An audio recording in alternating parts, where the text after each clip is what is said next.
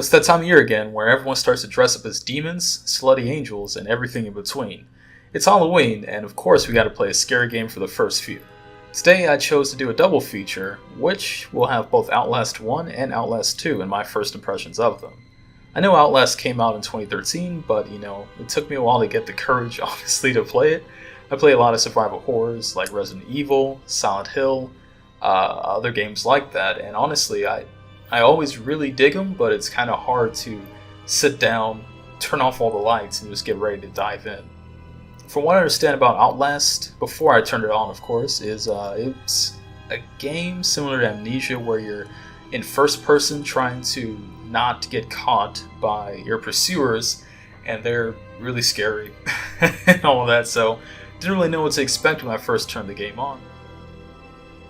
As far as I know, you're investigating some kind of wrongdoing. The facility is tormented by all these people, and you get a call and a little note saying to go check it out. So when you arrive, of course, you kind of mess around your controls a bit, and even though it was kind of weird just walking around, he does a little weird trot kind of thing, like leaning from side to side, which is similar to Amnesia. He kind of runs weird as well, and the jump is forward always. There is a vertical jump too, but it's not really a perfect system, to say the least.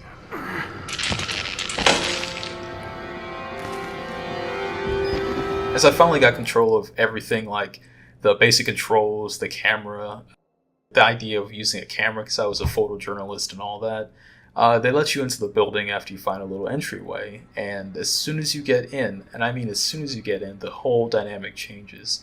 The whole game starts feeling like a horror game. The lights flicker, the sound just makes you feel weird as you walk around. Honestly, as I walked, I started hearing the floor creak, and I turned around to see if anyone was behind me, but there wasn't anyone there. They had not actually introduced the horror element of the game yet, but just with that sound design, I could feel myself slowly becoming more and more on edge. Outlast definitely does a good job with that, and even within my very short time playing it, I could feel dread continuously build.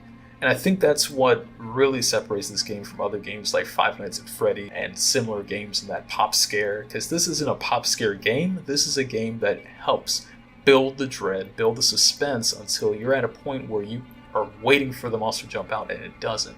It takes the best forms of every horror movie you've ever seen and pushes it to the limit to where you're walking around this place yourself and you're experiencing the dread of being hunted by these maniacs that are just around every corner. I mean, when I saw the trailer, I guess I only expected one major bad guy chasing you around, but honestly, there's 2 or 3 different guys. There's one really big, strong dude that can snap your neck off in one attack, and then there's this other guy who's just some weird dude that doesn't like you being in the sewers, and he tries to smash your head in with a big pipe. And then there's my favorite duo, I guess. Who's this? Maybe Father Martin's man. Maybe. He looks nervous. I would like to kill him. As would I.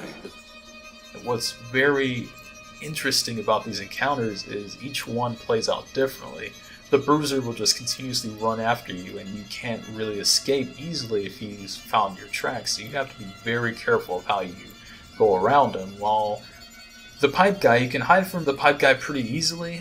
I mean, in the section where I encountered him, the sewers, there was little mattresses you can hide under. There was an empty locker just sitting there, and there was all these different things that are really amounted to a weird game of hide and seek. While the double knife twins, or naked knife dudes as I like to call them, they play a little differently. They play on your fears, because as you stare at one who has a big knife and he's brandishing this big knife, I was surprised to find another one come up from behind and stab me as I was staring at the distraction. Outside of that, there's some pretty interesting game mechanics, especially one that makes the whole game even scarier. When you're in the dark, you can't see. There's absolutely no light. I tried turning up the gamma a little bit, and it doesn't really affect it that much. So instead, what you have to do is turn on your camera, turn on night vision, and use that to actually see the world around you. So instead of getting the regular, oh, this is a pretty awesome looking game, you get a game that's full of absolute bullshit. Like, you stare at this world and you're encountering what looks to be like Wreck. Like the movie Wreck, it looks a lot like that. And it's really creepy, really on point, and really well done. And it's possibly the scariest game I've ever played. Like I said, I've played the Silent Hills demo, and this actually got to me. Most shit doesn't.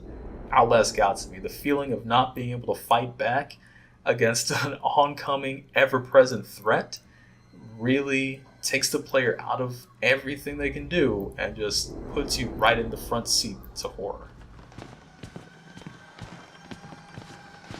Little pig.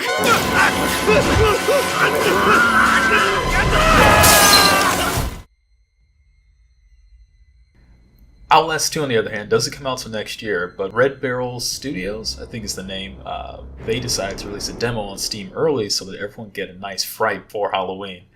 Outlast 2 kicks off basically in the same way, where you're thrust into a situation, things are gone awry, and in this one it does look like you're actually playing a more story-driven one. The visuals immediately are way better, like it's almost photorealistic for the most part, and I mean...